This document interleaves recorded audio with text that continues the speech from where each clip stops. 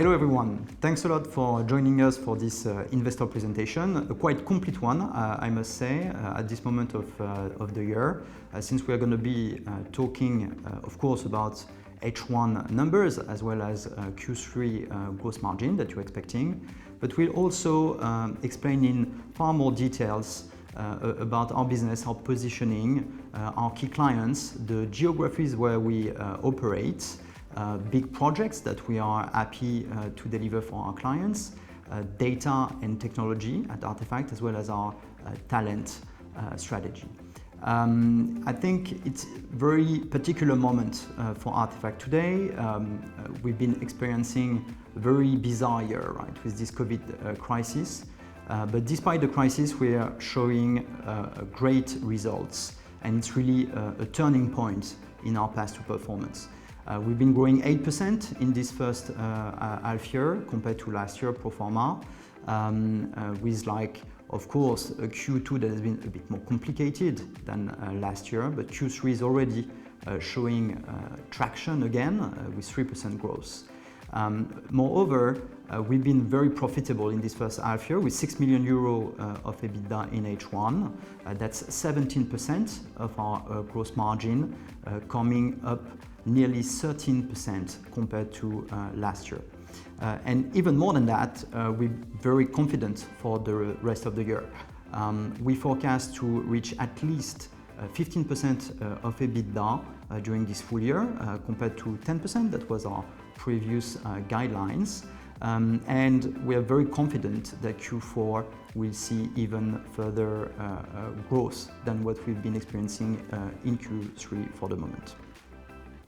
So if we deep dive a bit in those numbers, I think that's a reminder. You've been already informed about that. We have quite solid growth in H1, 8%. It's a very specific moment, and the two quarters have different dynamic, as you can expect, due to the sanitary crisis. We've been growing 17% in Q1, whereas our Q2 has been mostly stable, and for a total of 8% growth. All the geographies have been contributing to those figures. France is still our strong foothold with 17% growth, and 50% of our total GM coming from this country. Rest of Europe is still experiencing difficulties, especially with the big importance of our media activities in those countries. For a reminder, those are UK, Germany, Netherlands, and Spain, including in those markets, and they've been suffering from the crisis at -18%. We are very proud of what we call other markets that include our Asian operation as well as our Dubai and Brazil offices, with a growth of 41%, in line with the very important traction of these markets. In terms of profitability, and I think that's really the turning point that I was talking about, we're reaching this first semester 6 million euro of EBITDA. I think that's the biggest EBITDA in a semester of the group ever, and also a tremendous increase in profitability compared to last year. Last year was 1.4 million euro pro forma and only 4% of EBITDA. We are reaching 17% of our gross margin in profitability in this first semester. When we say pro forma, we are retreating several elements. The first one is, as you know, we've been closing our Nordics and Italian operations.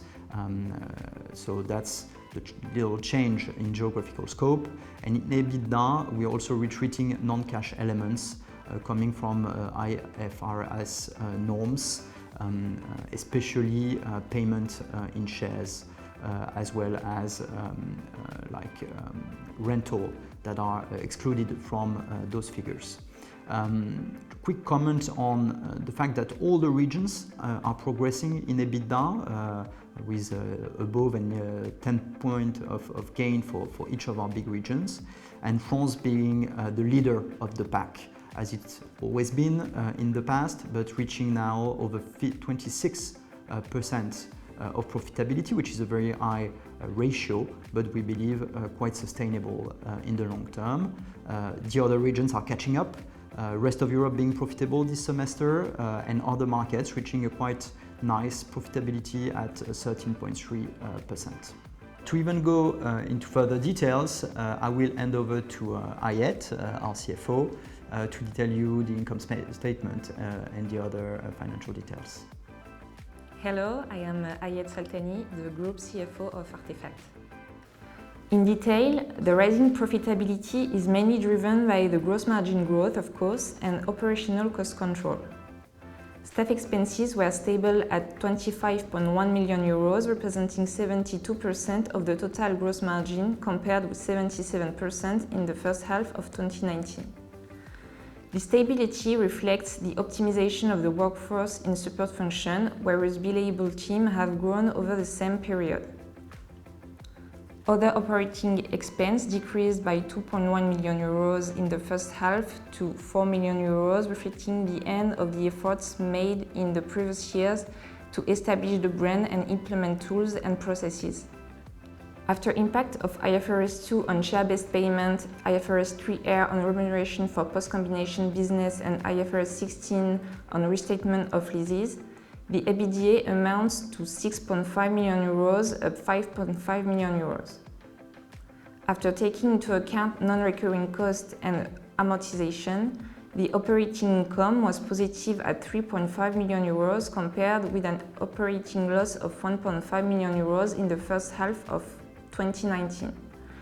Overall, the group net income improved considerably, amounting to 2 million euros, compared with a loss of 2.9 million euros in 2019.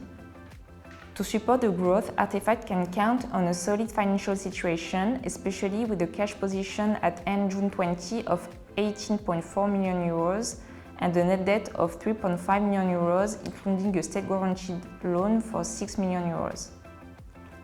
Over the period, the group has generated 3.2 million euros of operating cash flow thanks to a high level of EBITDA, a WCR under control in the growth context, and despite 1.5 million euros of non-working cash out resulting from last year's restructuring plan.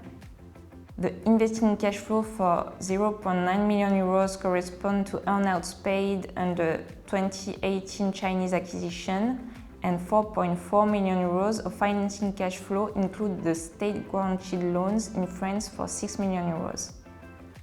The rest of the variation represent interest repayment and the net decrease in factoring facilities compared with the opening period.